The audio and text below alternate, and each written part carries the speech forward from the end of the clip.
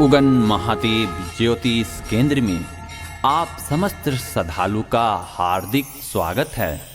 आज के इस वीडियो में आप जानेंगे प्रत्येक वर्ष माँ भगवती की 4 नवरात्रियां आती है।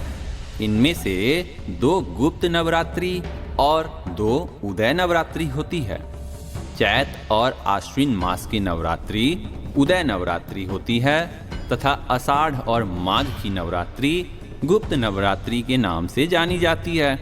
इस वर्ष 11 जुलाई 2021 रविवार से गुप्त नवरात्रि चालू हो रही है।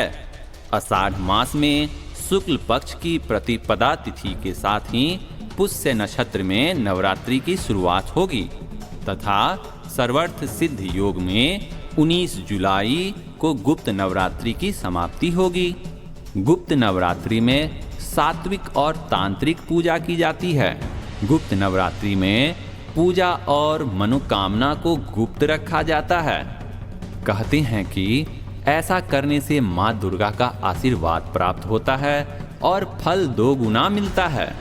पौराणिक मान्यता के अनुसार गुप्त नवरात्रि के दौरान अन्य नवरात्रि की तरह ही पूजन करने का विधान है। इन दिनों भी प्रत्येक नवरात्रि के तरह ही 9 दिन के उपवास का संकल्प लेते हुए प्रतिपदा यानी पहले दिन घट स्थापना करनी चाहिए।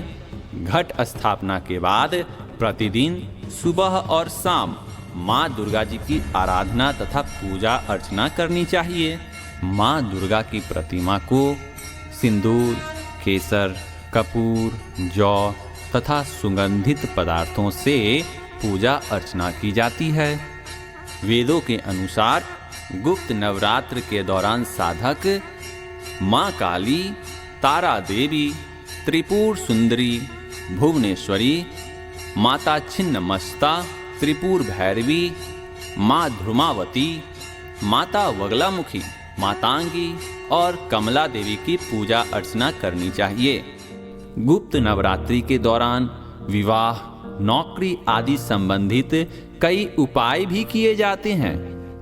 यदि आप संतान प्राप्ति के लिए गुप्त नवरात्र करना चाहते हैं तो गुप्त नवरात्रि के दौरान संतान प्राप्ति करने के लिए 9 दिन माँ दुर्गा को पान का पत्ता अर्पित करना चाहिए।